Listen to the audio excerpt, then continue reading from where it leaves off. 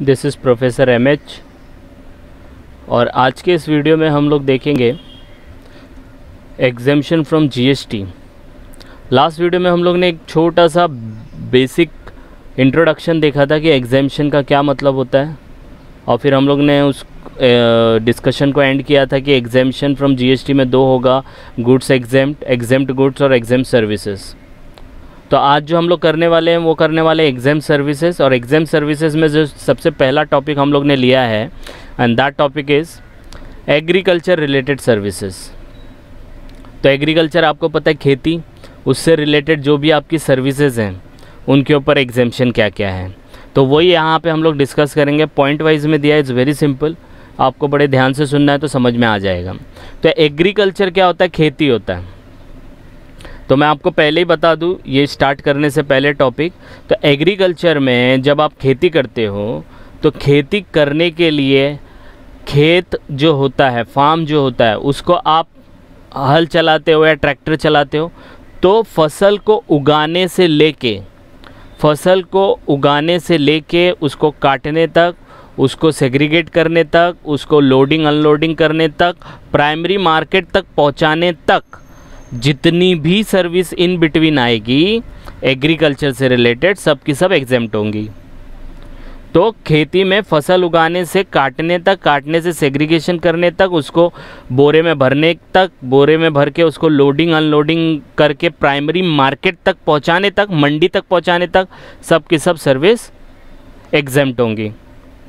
Okay, ये चीज़ आपको ध्यान में रखनी है। और अब हम लोग इसका डिस्कशन स्टार्ट करते हैं। तो पहला है loading unloading packing and storage of agriculture produce.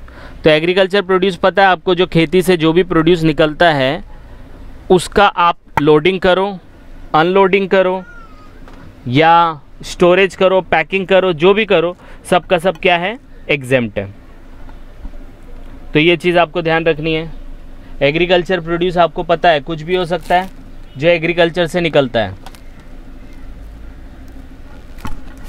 Okay, तो second is warehousing of forest produce. Forest जंगलों से जो भी आपको मिलता है उसको आप वेयर हाउस करके रखते हो, तो वेयर हाउसिंग की जो फैसिलिटी है वो सर्विस मिल रही है, तो वो भी एग्जेम्प्ट होगी।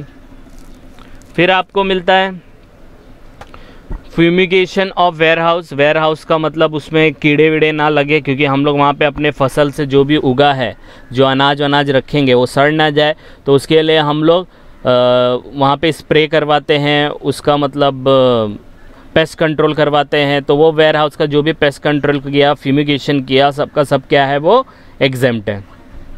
फिर cultivation and rearing of all animals. जो भी एनिमल आप एग्रीकल्चर में यूज़ करते हो, वो एनिमल्स का आप रियरिंग मतलब उसको पालते पोसते और बड़ा करते हो, वो सब का सब एग्जेम्प्ट है, एक्सेप्ट मतलब एक एनिमल को छोड़ के। अब वो कौन सा एनिमल है, क्या आप बता सकते हो कौन सा एनिमल है वो?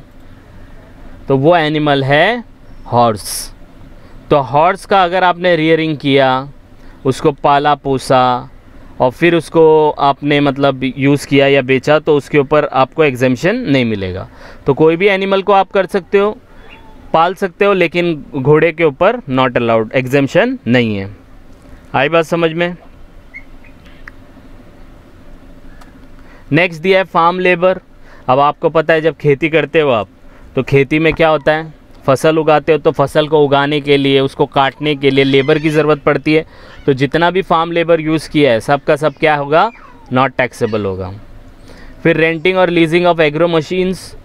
तो जितनी भी मशीन यूज़ होती है, आपको पता है गेहूँ हुआ, चावल हुआ, या कोई ऐसा मतलब जो जिसको काटने के लिए है, तो काटने के लिए बड़ी बड़ी मशीन लगती है, तो वो मशीन को आपने भाड़े पे लिया, वो सब का सब क्या है?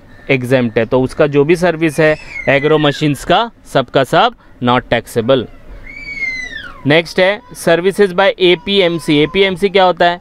Agriculture produce marketing committee. जो एग्रीकल्चर प्रोड्यूस है उसके मार्केट करने की एक कमेटी बनाई गई है। वो कमेटी अगर कोई सर्विस देती है, that is for the benefit of the farmer, that is for the benefit of agriculture produce, वो सबके बेनिफिट के लिए होती है।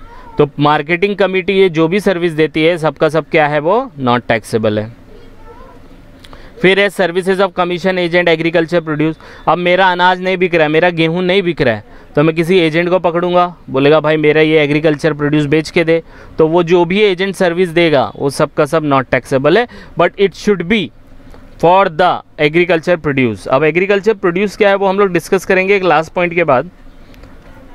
Artificial insemination of life stock, मतलब अभी जैसे गाय है, बैल है, फिर बकरियां हैं, मुर्गियां हैं, ये सब है।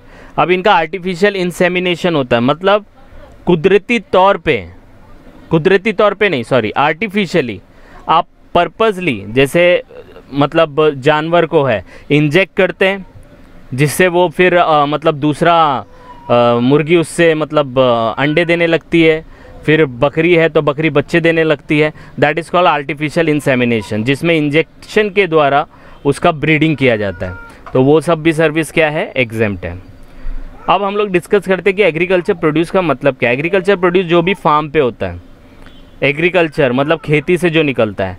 अब मैं आपको बोलूँगा टमाटो जो है वो एग्रीकल्चर प्रोड्यूस है, लेकिन उसका केचप बना के बेचोगे तो वो एग्जेम्पशन में नहीं आएगा, वो एग्रीकल्चर प्रोड्यूस में नहीं आएगा। पोटैटो है, बटाटा है तो वो एग्रीकल्चर प्रोड्यूस में माना जाएगा, लेकिन उसका चिप्स बना के दिया तो वो एग्रीकल्चर प्रोड्यूस में नहीं आएगा, उसके ऊपर एग्जेम्पशन नहीं है। फिर मैं आपको एक चीज़ बता दूं, जेगरी का नाम सुना है, गुड़, गन्ने से जो गुड़ बनता है, तो जेगरी भी एग्रीकल्चर प्रोड्यूस में काउंट नहीं होता। गन्ना काउंट हो जाएगा, जेगरी नहीं होगा। तो इन शॉर्ट ये बोलना क्या चाह रहा है पॉइंट, ये बोलना चाह रहा है कि अगर एग्रीकल्चर प्रोड्यूस पे आपने कुछ प्रोसेस किया और उसका आपने कैरेक्टरिस्टिक चेंज कर दिया। अब गन्ना है, गन्ना जहाँ यूज़ हो सकता है वहाँ जेगरी नहीं, मतलब गन्ने का कैरेक्टर अलग है, लेकिन उससे बना हुआ गुड़ उसका कैरेक्टर अलग हो जाएगा, इसेंशियल चेंजेस हो जाएगा।